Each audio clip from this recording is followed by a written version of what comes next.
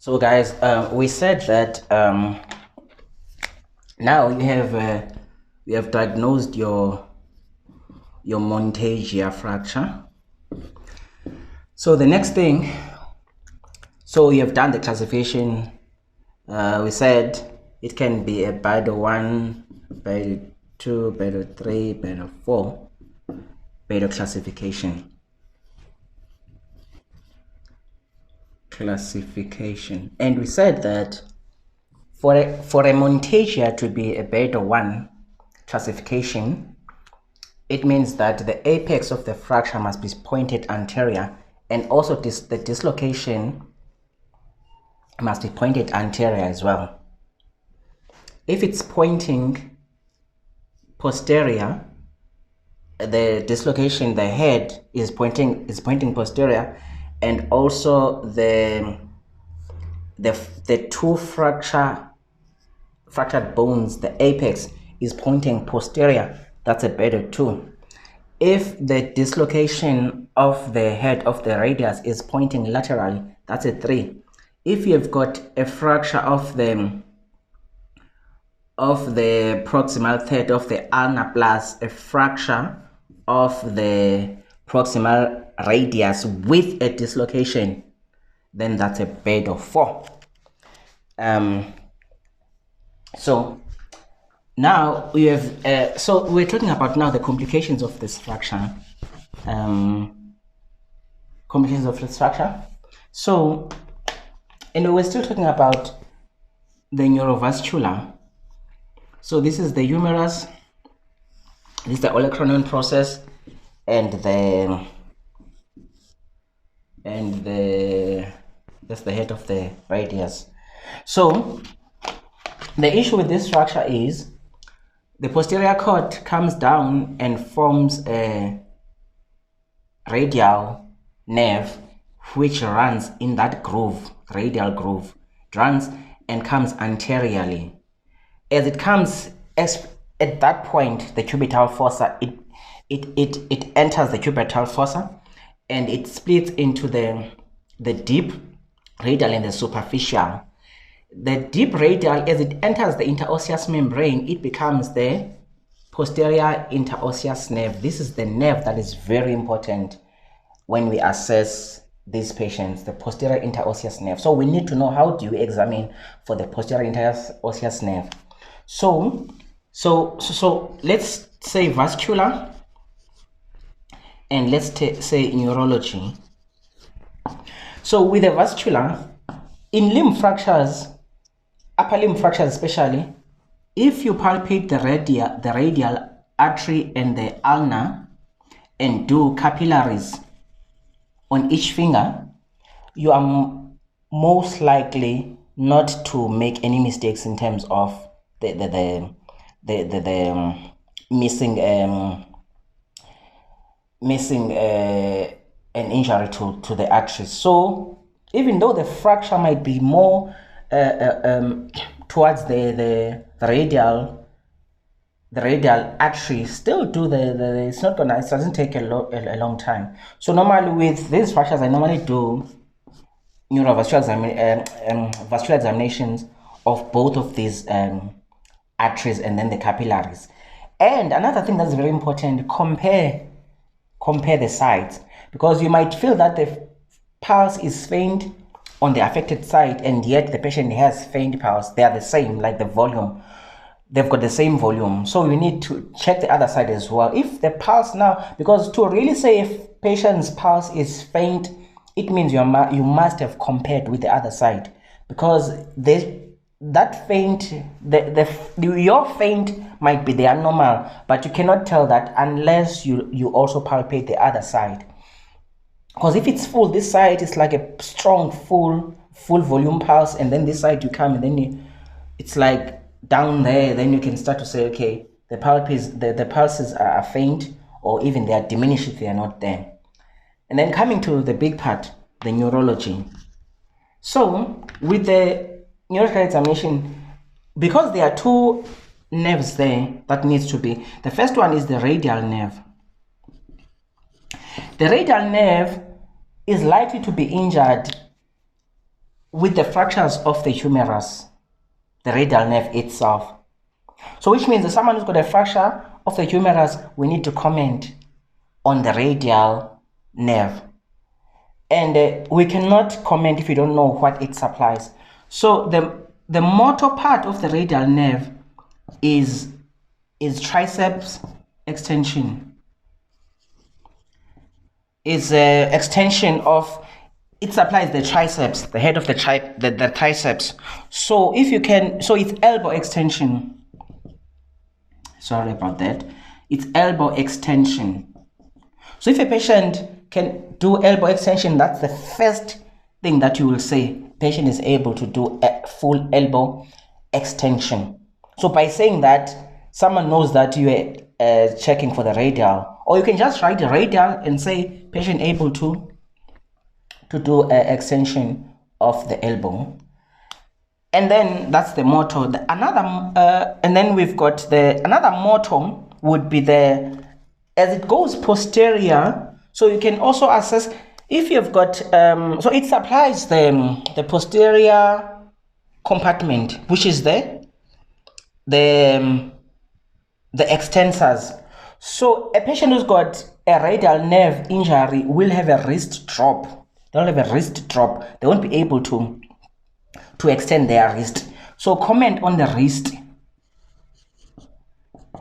if there's wrist drop or not, or are they able to do a wrist extension. So comment on that.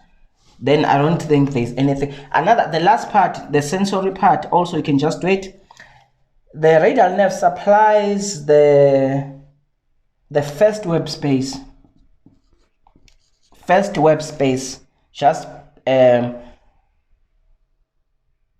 back of your thumb. So that first web space, or around the snuff box. The snuff box, if you can feel there on the snuff box, then that's the sensory part of the radial nerve. So that's the radial nerve. So when we see these patients, humerus fractures, we need to comment about the radial nerve. Coming now to the posterior interosseous nerve. The posterior interosseous nerve, if the patient can extend the fingers, it's likely to be intact, because that's what it does, extension of the fingers. Another thing that it does, it's the thumb abduction. So if the patient can do, it's called a hitchhike sign. So it's a quick way of checking. If the patient can do this and do this, abduction of the thumb, they can do this, that's a hitchhike sign. If they can't, they are struggling to pull their pollicis up, then it could be that it's damaged. So, but you want to comment on the extension of the fingers and whether the patient can extend they can do the hitchhike sign. So that's how you assess. So patients who've got a Monteggia, we need to comment about, especially this one. I would do this for completeness sake, but this is the main one. Yes. If I'm leaving something behind, someone can just comment and say, this is another way you can do it, but this is the quickest way. Remember guys, this is clinical medicine. It's not like your deep stuff. It's functional medicine. How do you function in the hospital? It's enough knowledge to help you to function at the hospital. So most of the time, that's why I'm saying neurology has got a lot of, orthopedics has got a lot of neurology in it. If someone has, you see a fracture, you reduce the fracture, and then you don't comment about the neurovascular, when that patient comes back, they don't have, they are pulseless, or they've got paralysis of whatever, finger, whatever. It's not clear now whether it was there during the impact or it developed when they were at home, or so it becomes very difficult to tell. So it's very important. So now, how do we manage this? So in peds and also in adults, the management is different. These ones need ORIF, but what do you do as a GP before you refer to the orthopod? So you can attempt reduction of that. Remember, a displaced fracture is a risk it carries so much risk to neurovascular damage. So the longer it stays there, might start damaging. So it's so important to quickly try and reduce fractures. And when you reduce a fracture, it's not about getting a perfect alignment of the bones. It's not about that. It's not about that. Especially if the patient is still gonna go for OREF. Yours is just to save your neurovascular, because if those sharp edges are already pulling the artery apart, or they are already pulling or stretching the nerves, it's just a matter of time before they actually manage to snap it. So reduction of fractures is not about perfect alignment. It's just enough. And also reducing it helps in so many ways. Reducing a fracture helps with pain, it helps with swelling, it helps with, like I said, neurovascular, the risk of damaging the neurovascular bundle. So reduction should be attempted because of that reason, even if it's not perfect. I've done reductions of Gatland 3 that I'm not, after doing it, I still wouldn't be satisfied, that I would be tempted to try again. But it's not about that, especially if the patient's gonna go for OREF. So there you can try and reduce the head, try and reduce the, obviously, under sedation. When you talk about most of the times, sedation, we use ketamine and midazolam. Remember, ketamine is for analgesia, and midazolam is just for some kind of hypnosis. So this is the combination that I've been using for most reductions and all of that. And then after that, try and reduce, good under sedation, put a back slap, give good analgesia, and like I said, not NSAIDs. And then refer the patient for auto consult. Yes, I think that's done. So these ones, I haven't had a Gatland on a child, but literature says that you can reduce them and still send them for auto, but they are not done OREF most of the times. So that's that. Remember, complications of fractures. Open fractures are a complication of a fracture.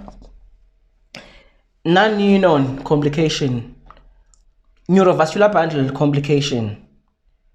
So if you want to score marks on this, you must not just say neurovascular, mention the actual nerve and the actual artery that is at risk, depending on the location of the fracture. And your non-union, your malunion, and refracturing and stiffness, especially if the joint is involved. Like, complications of fractures are so general, guys. They are very, very general.